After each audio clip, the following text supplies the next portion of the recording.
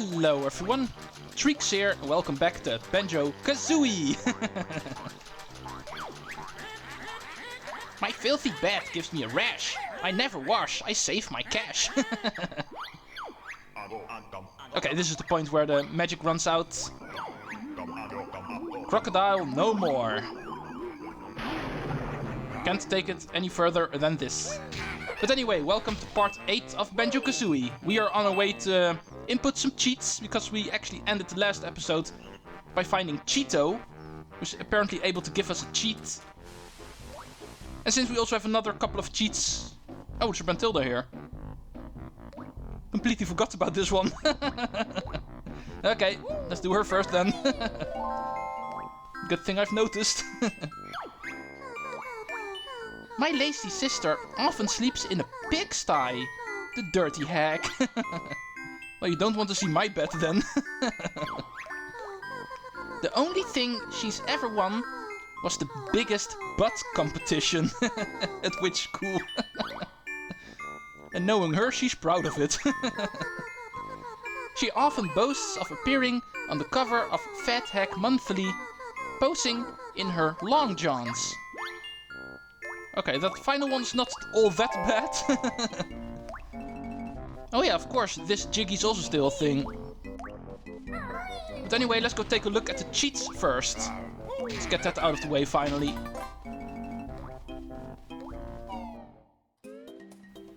Okay, make your way to the sandcastle again. No, unfortunately the water's back, so...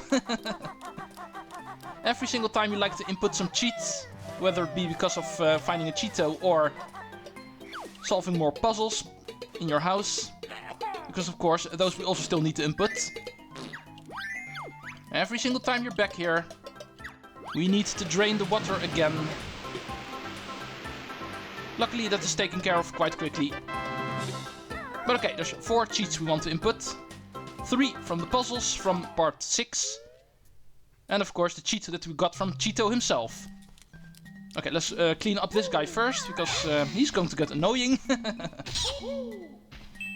Okay, let's get started. The first one is... L... U... E... E again... Double G... And finally S. Spelling blue eggs. 200 eggs are now yours. Now 200 is maximum too. That lousy cheat for extra eggs won't help bear and chicken legs. Unfortunately, it will help me, Grunty, because as you can see, our egg count just increased to 200. We doubled the amount of eggs that we can carry. And that is what the Cheato cheat does for you. Not that I occasionally run out of eggs. 100 is still plenty. But I always consider this part of the 100% playthrough as well, so...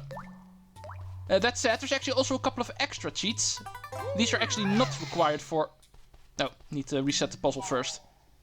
These are actually not required for 100% because these are actually just a couple of standard cheats. You don't actually adjust your inventory or something. These cheats are only here to actually play around with, but I still like to show them off. These cheats are also temporary. These aren't permanent like the Cheato cheats are. But anyway, let's go spell out Bottles Bonus 1. The first Bottles cheat that we received from beating the first puzzle. Oh, the O, the N and the E are quite close together. Ha ha ha, look at you. To change back, just type no bonus. Yeah, and this is what the bottles cheats can do actually. As you can see, the first cheat actually increases the size of Banjo's head. And quite a bit.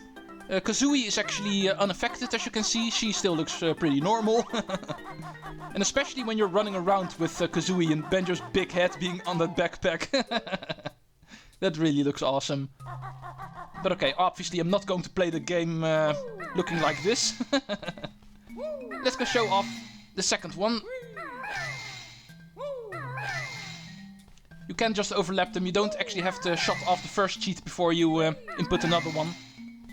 This one will simply overlap the first one. So we can immediately input bottles, bonus.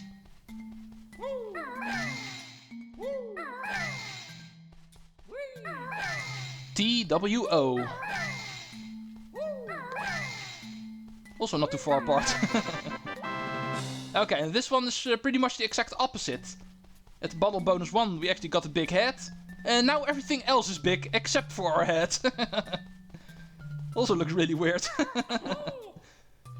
Reminds me of a monster truck for some reason.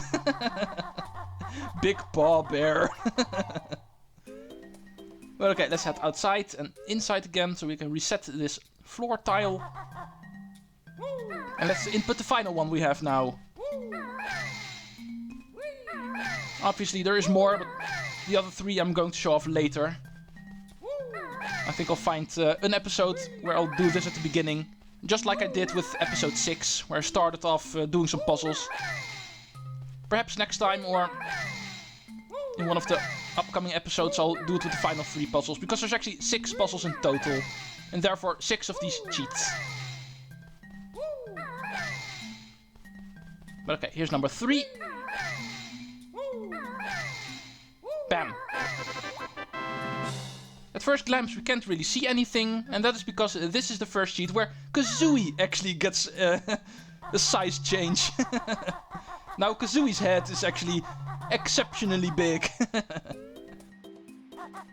All in all, pretty funny things to play around with, I would say. But anyway, that was it. I'll make sure I play the rest of the game looking normal. This is going to distract a little bit too much. But okay, we're not done with this yet. Like I said, there's 3 more of these cheats, but first we need to solve the final 3 puzzles. I'll find a gap in my schedule at some point, but for now I think I've wasted enough time. 7 minutes we have been busy working with this. More than enough. Let's go continue with the main story. This is not a bonus content episode, so I need to make sure I'm doing at least something for the main story today. Let's continue with that now. Let's go see where we were. We just finished off Bubble Gloop Swamp. Also in the meantime opened up Freezeezy Peak, because the puzzle for that stage is actually behind Bubble Gloop Swamp. However, it is not going to be the next stage we're going to play. I'll explain why exactly once we actually get to the stage we are going to do. But for now, let's continue in Gruntilda's lair. Here is the next node door. Requires 260. And we have 400, so that is not going to be a problem. We got every single node so far.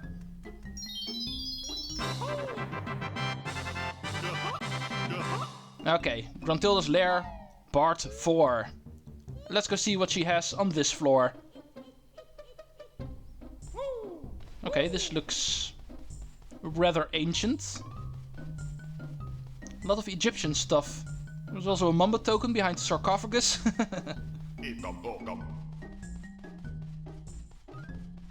Okay, this wall looks breakable.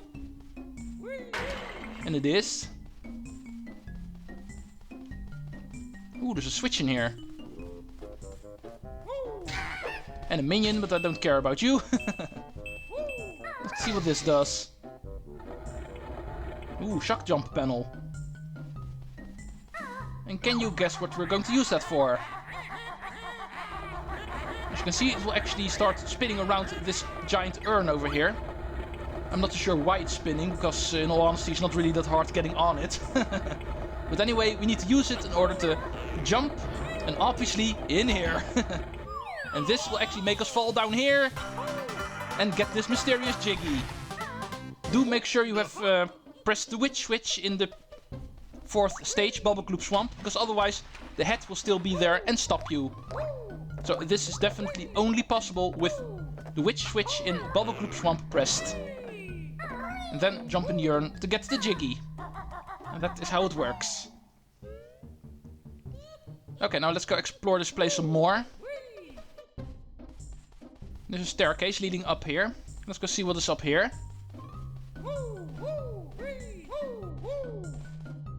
Hey, this looks like a new stage. A desert-themed stage, in fact. Let's go get to it. Ow! Only we sand eels can survive in here. No, great. The game has found a way to actually let the piranha water return in desert theme. Yeah, that sand we can't actually walk in, as you can see. Currently preventing us from going there. Not a bad thing, because the door was closed anyway. We can't get to the next stage there. We are forced to continue even further. Okay, welcome to the next main lobby of Gruntilda's lair. There's a 350 note door over there, as you can see. And there's also some spider webs here. These we can actually break with 3 eggs. As you can see, they will break down. There's multiple of these in this room. We want to break all of them, actually. Here's the second one, and this one actually leads to a cauldron. Might even be one that we've already seen. Yeah, it's the purple one. The very first one we found finally has a connection. That's it. You've created the shortcut. Hop in and see. No, I'm not going to hop in because I don't want to get back to the beginning. However, that's not the only one. No, here's a 450 note door. That one is actually a no-go area, even if you've done all the courses so far. And this one we can't enter yet. However, we can go up here. Because there's another spider web here. Also leading to a cauldron. So let's go open you up. Okay, this is a green one. That is a new one, and that one we have not seen yet. But at least we have the first one, you might say. Okay, let's get on this Gruntilda statue. We've seen plenty of these so far. Every single lobby in the lair so far has had one Grunty statue in one way or form. However, on the top of this one, we actually find her sister again. So let's go talk to you. The disgusting Gruntilda has spider pancakes for breakfast. Of course, I didn't expect anything less from her. Then she usually has slug stew for dinner. Yuck. Hey, what's wrong with slugs? The French eat them too. Okay, final one. Wartbags then finishes with cockroaches and cream for dessert. How horrid. What's so horrid about that? If people start eating insects a little bit more, then the food problem in the world would be solved pretty quickly. But anyway, as you can see, this is a 350 note door, so this one we can open. At least if you've done all of the courses 100% so far. And this we can actually use to cheese the game a little bit. Because course number 5/6 is coming up. And there's a reason why I'm calling it 5/6. Because the upcoming 2 courses can be done in any order. And in fact have to be done together. Allow me to show you off what I mean. Let's open up Gobi Valley. Which I will cover as the 5th course in this game. And this is going to be the next one I play. Even though, because of this note door being in between, you're supposed to do Freezeezy Peak first. And that is definitely the intended route. Rare one should take. However, I am not going to do that. I'm going to do Gobi's Valley first. However, we cannot complete Gobi's Valley entirely. For that we actually need a move in Freezeezy Peak. So I'm still gonna go to Freezeezy Peak. Just not to clear it. I'm quickly going in here to get a move. And nothing more. Okay, let's get up here.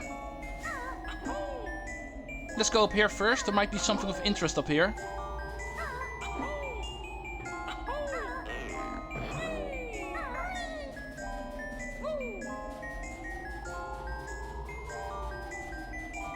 Oh yeah, these shoes. Ha! Don't think you can use us until you have found out how. Okay, another pair of these transparent shoes. We've seen them in the crocodile in Bubble Gloop Swamp as well. Okay, with these shoes appearing here, you might think we're closing on the place where we can actually learn them. But okay, like I promised, we're first gonna go to Freezeezy Peak to get a move quickly, so we can complete Gobi's Valley entirely in one go. So don't pay too much attention to this stage. I'll be out of here before you know it. Oh, my stomach aches. I shouldn't have eaten that shiny thing. Someone help poor Boggy. Okay, a shiny thing you say, hey? Why do I have a feeling I know what that is? Unfortunately, we're not going to help you quite yet, so be prepared to lay there with your stomach aching for quite a while, sir. Hey, what the hell? Stop throwing snowballs at me. Trust me, you're going to learn to hate these guys. Luckily, we don't have to deal with them quite yet. We're gonna go to this place over here quickly, to the left, where all of these presents are. And there we can find the molehill for this place. Time for some aerial action with my devastating Beak Bomb attack. Nice one, Goggles. Tell me more. When you're flying, press X to launch Kazooie at a target, like a missile. Choose your targets carefully though, as it costs a red feather each time you use it. You've learned all the moves I can teach you on this world now. Okay. That's the whole reason why we went in here. This move we are going to need in Gobi's Valley. Bam!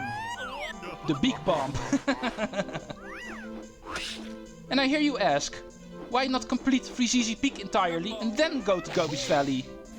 Wouldn't that be more efficient? Would you believe me if I actually told you actually need a move from Gobi's Valley in order to clear Freezeezy Peak entirely? And that is the reason why I call Freezeezy Peak and Gobi's Valley World 5/6 in any order. Because both of these courses you can't clear the first time you're in there. They both require a move from the other world. And since Gobi's Valley is on a lower floor officially, I always like to do that one first. That's pretty much the reason why I'm doing it like this. The game forces me to do so. And get used to this aspect, because in the next game, Banjo-Kazooie, this aspect actually gets upgraded to a much higher level. But okay, we also need to get to Gobi's Valley, of course. Last time we actually found out there was some evil sand blocking our way. But luckily, there are some wading boots nearby, so we can still get to it. Okay. Getting up these stairs is definitely the hardest part. Just like with the piranha water in Bubble Gloop Swamp. This evil sand can also be solved with the wading boots. Hi, Brentilda. Grunty's best friend at witch school was the awful Fatty Hattie. Oh, like her name. When relaxing, she usually reads Fat Hack Monthly magazine. Okay, not a surprise there. While sipping a glass of her favorite smoothie elephant sweat. Excuse you. Okay, I'm learning more and more things about Grunty I don't want to know. Even though I have to know them eventually. But let's not worry about that quite yet. Let's worry about Gobi's Valley. We just left an ice world and we're entering a desert world. The contrast couldn't be any bigger. Okay, this place also has one move. In fact, it's the move that's going to be required to beat Freezeezy Peak. And it might even be that move. The one with the shoes. Okay, who are you? Drunker wants rain. Oh, I'm shriveling up. How's your nuts, bark breath? Kazooie. Will eggs and feathers help? No. Need water. Help. Well, there's plenty of water here. If I could only push you into the water here, it wouldn't be a problem. But unfortunately, it's not that easy. Okay, and what's up with you? I don't remember you having bees. Touch my honey this time and you'll be sorry. Okay. Recovering health just got a little bit more difficult in this game. Whenever we break open these guys, the bees are not going to be happy. So we need to avoid them. Yeah, the game just became a little bit more difficult. We're definitely entering the next phase of this adventure. Oh, mummy hand. I think these guys are called Slappa, because they try to slap you. And I'm a big fan of their evil laugh, so I usually get hit deliberately. I really love that. Okay, this place always confuses me. I always change up the order in which I do things here, so... Excuse me if I start doing weird things. Please allow me to grab these notes first that are up here.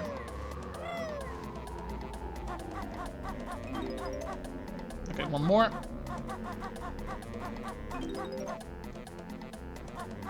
Okay, let's go do this pyramid first. The level consists out of multiple pyramids.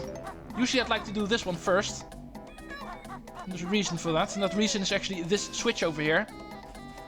I want to have this pressed as early as I can, because this will make an extra honeycomb piece appear in the middle of a circly cactus. Interesting. There's also a Jinjo behind here. Easily overlooked, but not easily overheard. Okay, on top of the pyramid is also a switch. This one actually opens up the pyramid in question. Let's go see what's in here. Okay, a couple of panels with our face on it. Hey, go away. No, wrong button. Yeah, this one. Wonder Wing's the only thing that can kill the mummies here. And for this minigame we actually want to do that, because that guy can get pretty annoying. Okay, and now for the minigame. As you can see, there's panels here. We can actually ground pound them in order to make them flip. And you've guessed it, this is a memory game. We need to get 2 of the same objects. And then they will stay open. And within the time limit, we need to get all of them. Okay, red feather we saw over here. Mumbo we've also seen, was the very first one. Kazooie, right over here. Music note is over here. Banjo. Yeah. Honeycomb. And final one is the egg. Pretty easy. There's only 16 panels, so not per se difficult. But still, it's Jiggy number 1 for Gobi's Valley. And also the final one for today. I've not really been paying attention to my timer. Kind of got lost in my pleasure of playing this game. But I can see I'm at 23 minutes already. Let's go stop here. At least we made the beginning of Gobi's Valley. We saw what kind of place we can expect here. The desert-themed world of Banjo-Kazooie. Let's go try finishing it off in one episode next time. Hopefully I'm able to do it. Thanks for watching, and Treecks out.